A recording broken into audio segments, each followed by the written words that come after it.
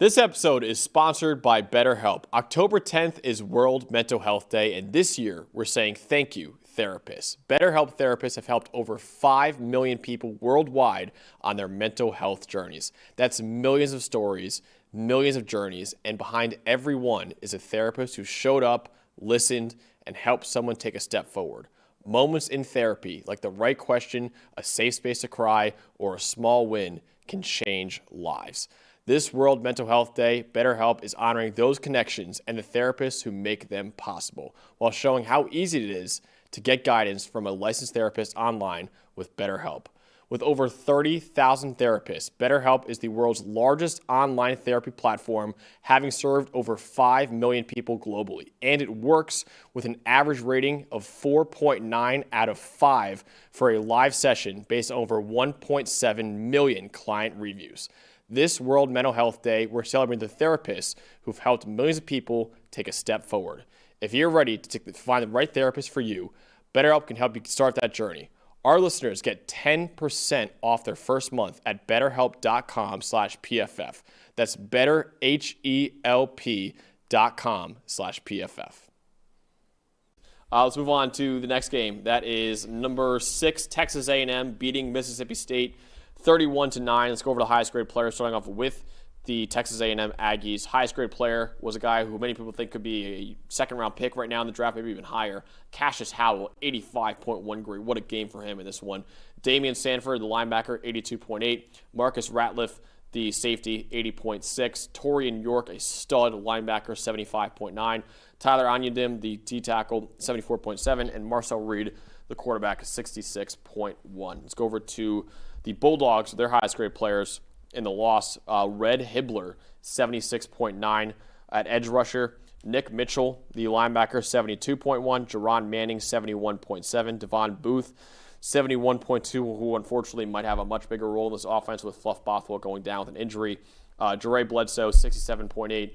And Blake Shapen, the quarterback, 64.7. Dalton, what told the story in this game? Yeah, you're going to explain. We're kind of explain the same angle here in two different ways, but just the general control. Despite the close score, the game was 9-3 for a long time. Despite the close score we had for most of this game, Texas A&M was in full control. They had over 38 minutes of time of possession, 38 minutes and 17 seconds. You're going to get into one reason for that. I'm going to go into a couple others.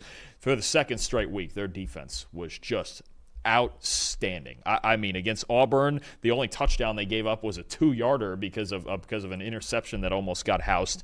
You look at this team and the way Mike Elko's got this defense rolling right now, especially in big situations, just lights out. Mississippi State had one drive the entire game where they gained at least 30 yards.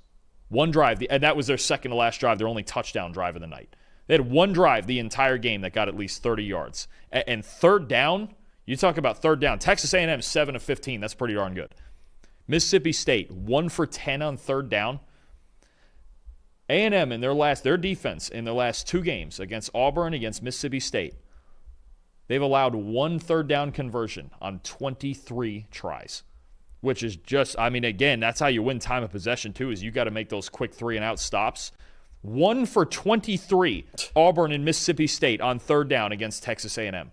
That is just ridiculous. So when you talk about controlling a game, controlling time of possession, it's your defense playing outstanding football. It's the run game that you're about to get into that I love that they've found the last couple of weeks. Yeah. You're about to go into some numbers there. But again, a game that was for a long time closer than this score would indicate, because Mississippi State's defense, I thought, kept them in it for a lot longer than they should have been in it. But A&M was in control here, and they're getting back to playing that kind of more grinding, running, and defense style. And they still got 2 great receivers who made some plays in this game. But I like that A&M is adding back to this identity they had last year, running the football and playing defense. And they have great receivers, like you said. You know, Mario Craver is in the running for the Blindikoff this year. He's been unbelievable for A&M after transferring in, ironically, from Mississippi State, actually. And then Casey Concepcion, what a game for him in this game, too. But Dalton and I both went into the year thinking this is going to be a run-first team. And over the last 2 weeks, this has been a run-first team. That's why they've looked so good over the last 2 weeks. 304 rushing yards for Texas A&M in this game. I mentioned before, they should rely on the run game in this one because Mississippi State has a much improved secondary. You even saw some of those guys in the top 5 highest grade players. Their secondary is actually pretty good, much better than it was last year. But the run defense, a little shaky, right? It was not great in the win over Arizona State. It was okay in the close loss to Tennessee, too. And in this one, Texas A&M ran all over them. 5.7 yards per carry, 3.9 yards before contact per attempt. The offensive line was dominating up front. 6 explosive runs for Texas A&M in this game.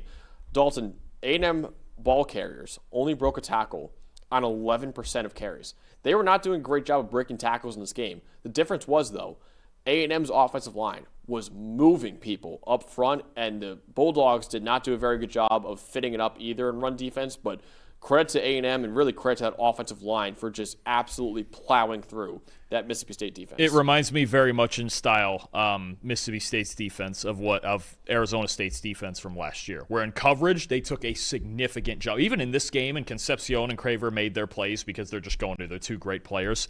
Mississippi State's the back end of their defense is a lot better. They still got some work to do in the trenches, and you're seeing now Tennessee got a good number of rushing yards on him. You mentioned it. Arizona State got back into that game, running the football, keeping it on the ground. And in this game, 300 rushing yards. I mean, it is what it is, right, on the surface. Sometimes we have all these deep analytical numbers. Sometimes on the surface, a team ran for 300 yards. I mean, actually, the one thing I do like, though, I'll say, last week it was Le'Veon Moss. Yep. This week, Ruben Owens with Ruben Owens is great. They've got a million different threats that can run the football. Those 2 guys, Amari Daniels, Marcel Reed. I mean, they've got guys who can run the football. Colin Klein has options in this offense, right? And the good news is he's got 2 dimensions of options with the run game and the passing game. I think Mike Elko, he mentioned after the Auburn game that he didn't feel like they'd played a full, complete game yet. And even in this game, maybe you could argue that they didn't offensively, but A&M's getting closer, and they're really darn good. They've got a lot of tools to work with. And the reason why their offense can take some time, getting their feet under them over the last couple of weeks is because the defense has been so good, Dalton. You want to shout out one of the front 7 defenders in this game. I do, and a guy who the last couple of weeks has filled in for one of their great linebackers, Scooby Williams, who was out with an injury in this game. And this was a moment where Mississippi State, they'd been running the ball well with Booth and Bothwell, especially off tackle, like I mentioned in the preview. But Damian Sanford with the highest PFF grade of his career, 82.8, 7 tackles, 5 stops, had an interception on a tip ball too, had a sack of Blake Shapen, did a little bit of everything. So when you get depth guys starting to step up for a star player like Scooby Williams, obviously playing next to Torian York makes things a little bit easier, but Sanford had the best game of his career. I thought he was flying all over the place too. I think he just a great moment for him to step up in this game when they really need it. Torian York can't do everything, right? Unless he's Fred Warner, who does everything, which, that's kind of a high title we're giving you there. But, for Sanford to come in as the starter really the last couple weeks and play well, especially in this game to turn into career high grade, really good stuff from him. I want to shout out Cassius Howell in this game because going into the year, Dalton, they lost 3 guys on a defensive line that were first or second round picks in Shamar Stewart, Nick Scorton, and Shamar Turner. And yet, you and I both looked at that defensive line and said, they're going to be just fine because they got Cassius Howell coming back. This guy is a stud, man. And he was flashing last year as a kind of reserve edge rusher for them. Now he's a full-time starter, and he is a superstar for this A&M defense. 85.2 PFF grade, 86.2 pass rush grade, 3 sacks in this game on Mississippi State, 6 total pressures, 35% pressure rate. Also had a really solid 70.1 run defense grade in this one, too. He's projected as a second-round pick in the NFL draft, and these kind of performances are why right now he is a stud. Maybe with more games like this, he can move up to the first-round conversation too.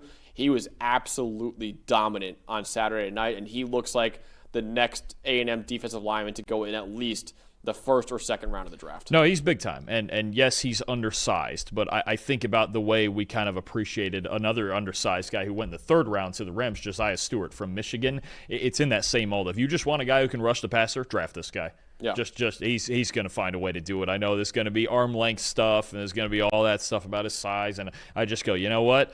Another guy we heard a lot about your guy, Nick Bonito.